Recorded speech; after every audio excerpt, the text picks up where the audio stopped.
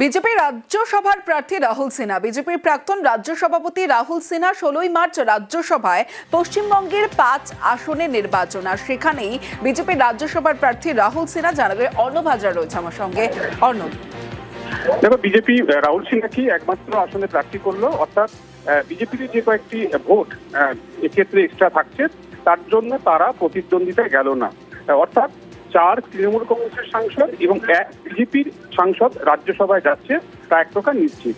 এবং যে পরিস্থিতি দাঁড়ালো তাতে আর ভোটাভুটিরও কোনো প্রয়োজনীয়তা থাকলো না বলেই মনে করছে অধিকাংশ। এবং সেক্ষেত্রে 16 মার্চের আগেই হয়তো রাজ্যসভায় যাওয়াটা চূড়ান্ত হয়ে যাবে প্রসিডিওর অনুযায়ী।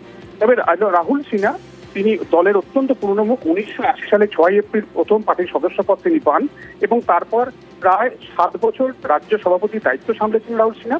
এবং তার সময়ে 1-2% থেকে প্রায় 30-34% বিজেপি এ রাজ্যে ভোট বাড়িয়েছে এবং তার সময়টি সংগঠনের শ্রীবৃদ্ধি হয়েছে, এমনটা রাহুল সিনহা নিজেও দাবি করেন এবং তার বিজেপির পুরনো কর্মীরা এমন দাবি করেন। এই অবস্থায় রাহুল সিনহাকে নির্বাচন করা এবং রাহুল সিনহার যা প্রতিক্রিয়া তাতে দলে এই বিজেপি দলে যারা পুরনো কর্মী কেউ অবহেলার পাত্র নন, সবার উপর পার্টির শীর্ষ নেতৃত্বে যে নজর রয়েছে এটা তারই প্রমাণ, এমনটাই কিন্তু রাহুল সিনহা জানিয়েছেন।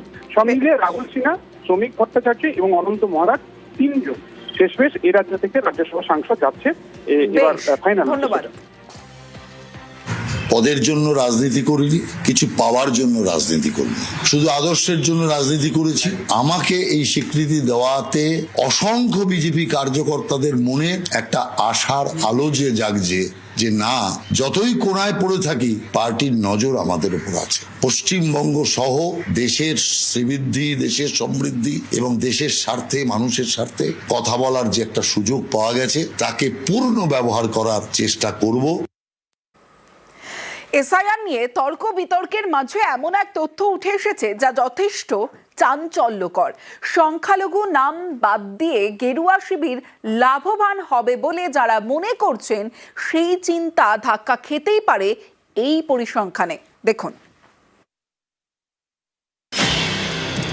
এসআইআর এর পর প্রথম ভোটার তালিকা 28 ফেব্রুয়ারি প্রথম তালিকা প্রকাশ করে নির্বাচন কমিশন। পরিসংখ্যান অনুযায়ী 21 বিধানসভা ভোটে বিজেপি যেসব আসন জিতেছিল অনেক জায়গায় সেই জয়ের মার্জিনকে ছাপিয়ে গেছে নাম বাদ এবং বিচারাধীন ভোটারের যোগফল। 21 বিধানসভা ভোটে বিজেপির আসন ছিল 77, এর মধ্যে বেশ কয়েকটি আসনে দলবদল হয়। আলিপুরদুয়ারের সুমন কাঞ্জিলাল, রায়গঞ্জের কৃষ্ণ কল্যাণী, কার্শিয়াংয়ের বিষ্ণুপ্রসাদ শর্মা, বিষ্ণুপুরের তন্ময় ঘোষ, কতুলপুরের হরকালী প্রতিহার, হলদিয়ার তাপসী মণ্ডল। দলবদল এবং উপনির্বাচনের পর এখন বিজেপির বিধায়কের সংখ্যা 64। 21 বিধানসভা ভোটে 64টি আসন মিলিয়ে বিজেপির জয়ের মার্জিন ছিল 9,50,054। এসআইআর এর পর এই 64টি আসনে নাম বাদের সংখ্যা 10,84,608, বিচারাধীন 4,66,182। অর্থাৎ বিজেপির জয়ের মার্জিনকে ছাপিয়ে গেছে নাম বাদ এবং বিচারাধীনের যোগফল। যেমন হয়েছে উত্তর 24 পরগনা এবং নদিয়ায়। এই 2 জেলার বেশ কিছু আসনে মতুয়া ভোট বড় ফ্যাক্টর, যে ভোট বিজেপির বড় ভরসা।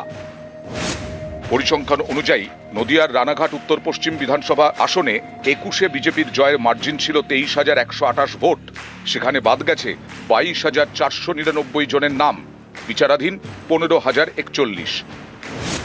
রানাঘাট উত্তর পূর্বে বিজেপি জেতে 31,782 ভোটে, যেখানে 8,322 জন ভোটারের নাম বাদ, বিচারাধীন 22,694। রানাঘাট দক্ষিণে বিজেপি জেতে 16,515 ভোটে, সেখানে উপনির্বাচনে জেতে তৃণমূল 39,048 ভোটে। সেই রানাঘাট দক্ষিণে 23,031 জনের নাম বাদ, বিচারাধীন 19,478। উত্তর 24 পরগনার বাগদায় বিজেপি জেতে 9,792 ভোটে, সেখানে উপনির্বাচনে তৃণমূল জেতে 33,455 ভোটে। সেই আসনে 40,225 জনের নাম বাদ, বিচারাধীন 13,459।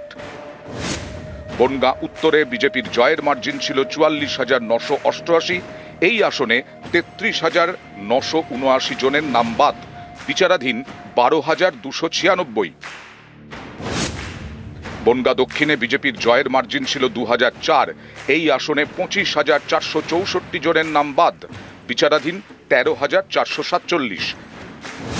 গাইঘাটায় বিজেপির জয়ের মার্জিন ছিল 9,578, সেখানে 23,425 জন ভোটারের নাম বাদ গেছে, বিচারাধীন 22,278। 58 জনের ভোট বাদ দিয়েছে, সবই হিন্দু। হ্যাঁ, আমাদের এই বুথে সবই হিন্দু। সবাই সরকার তো বলেছিল যে হিন্দু কোনো হিন্দুর ভোট কাটা যাবে না। আমরা চাচ্ছি যে আমরা নাগরিক হবো, আমরা তো সরকার গঠন করেছি, আমাদের ভোট দিই। যে তর্ক দিল, যে ভোট নিল, সেই আবার বাদ দিয়ে দিল। ভারত সরকার বলেছিল যে যারা হিন্দু তাদের কোনো কিছু হবে না।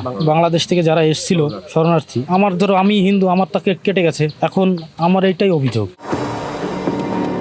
2021-এ বিজেপির জেতা এই আসনগুলিতে সংখ্যালঘু ভোট ফ্যাক্টর ছিল না, এবারও নেই। সুতরাং বাদ যাওয়া এবং বিচারাধীনদের অধিকাংশই হিন্দু এবং বিজেপির ভোট ব্যাংক হওয়ার সম্ভাবনাই বেশি। এই পরিসংখ্যান ঠিক থাকলে এসআইআর বুমেরাং হতেই পারে গেরুয়া শিবিরের কাছে। নিউজ 18 বাংলা। বাঁকুড়া ছবি আপনাদের দেখাচ্ছি, যেখানে বিক্ষোভ। বিজেপি নেতার নাম বাদে বিক্ষোভ। ভোটার তালিকায় নেই রাকেশ চট্টরাজের নাম। বাঁকুড়ায় বিজেপির মণ্ডল সভাপতি রাকেশ চট্টরাজ লোকসভা নির্বাচনে ভোট দিয়েছেন রাকেশ চট্টরাজ। ভোটার তালিকায় রাকেশের নামের পাশে লেখা ডিলিটেড। নাম বাদে তৃণমূলের চক্রান্তের অভিযোগ। বিজেপি নেতার বিডিও অফিসের সামনে বিক্ষোভে রাকেশ চট্টরাজ। পাল্টা কমিশনের ব্যর্থতা তুলে সোচ্চার তৃণমূল নেতৃত্ব। বাঁকুড়া 1 নম্বর ভিডিও অফিসের সামনে ধর্নায় বসেছি, কারণ এখানেই ফর্ম জমা দিয়েছিলাম। এখান থেকে সমস্ত ভোটার লিস্টের কাজ এই ব্লকে সম্পাদনা হচ্ছে, এই জন্য এখানেই সুবিচারের আশায় বসেছি। প্রশাসনের দৃষ্টি আকর্ষণ করছি, ভুল যদি তাদের থেকে থাকে তারা সংশোধন করুন। আমার নাম ভোটার তালিকা থেকে বাদ দেওয়া হয়েছে, যেখানে আমার বাবা মার নাম ভোটার তালিকায় বর্তমান। আমি এখানে জন্ম, এখানেই বড় হয়েছি। আমার 7 পুরুষের কাগজ আমাকে বললে আমি বের করে দিতে পারবো, সেখানে আমার নাম সরাসরি ডিলিট কিভাবে হয়? আন্দোলনটা তো একটা রাজনৈতিক দলের হওয়া উচিত, সাধারণ মানুষের বিরুদ্ধে আন্দোলন। যারা বৈধ ভোটার তাদের নাম যেন তালিকা থেকে বাদ না যায়। এবারে উনি বৈধ ভোটার না অবৈধ ভোটার, এটা উনাকেই প্রমাণ করতে হবে। উনার গায়ে জ্বালা হচ্ছে, উনার নামটা বাদ চলে গেছে। উনি কি একবারও ভেবে দেখেছেন উনি যে বুথের ভোটার, সেই বুথে এখনো 8 জন যারা ভোটার আছেন, যাদের নিজস্ব সমস্ত ডকুমেন্টস আছে, তাদেরকেও ডিলিটেড দেখানো হয়েছে? ওনার তো উচিত ছিল সার্বিক সবাইকার জন্য আন্দোলন করা। আর তৃণমূল কংগ্রেসের সাথে থেকে প্রথম দিকে আন্দোলনটা করলে তো মনে হয় ভালো হতো। সংবাদের শিরোনামে থাকার জন্য নাটক করছে উল্টা পুরাণ। অন্যদিকে ভবানীপুরে উৎসবে দোল উৎসবে শুভেন্দু অধিকারী শোভাযাত্রা করেন বিরোধী দলনেতা শুভেন্দু অধিকারী। ভবানীপুরে দোল উৎসব শুভেন্দু অধিকারীর। আর দোল উৎসবে শুভেন্দু অধিকারী শোভাযাত্রা করেন বিরোধী দলনেতা শুভেন্দু অধিকারী।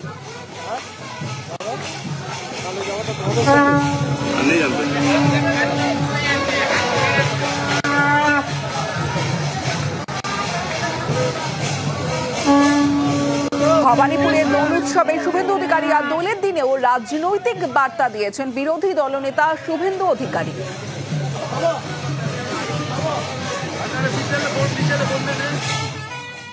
নাস্তিকতা আর সেকুলারিজমকে নিপাত দিতে হবে।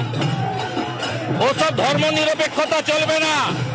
এই দেশের নাম হিন্দুস্তান, এখানে হিন্দুরা রাজত্ব করবে। ভারত বৈচিত্র্যের মধ্যে ঐক্যের দেশ, বিরোধী দলনেতাকে কটাক্ষ তৃণমূলের। এই ভারতবর্ষ ইউনিটি ইন ডাইভার্সিটি, বৈচিত্র্যের মধ্যে ঐক্য। এই শুভেন্দু অধিকারী দুদিন আগে ইফতার পার্টিতে যেতেন। এই ধরনের অসভ্য স্টেটমেন্ট বাংলা বরদাস্ত করবে না। এই বাংলা রবীন্দ্রনাথের মাটি, এই বাংলা নজরুল ইসলামের মাটি, এই বাংলা লালন ফকিরের মাটি। এই বাংলার মাটিকে যারা বারংবার টুকরো করতে চেয়েছেন, আজকে দোল উৎসব সেই প্রেমের বার্তার মাটি এই বাংলা। এই বাংলা শুভেন্দু অধিকারীদের হবে না।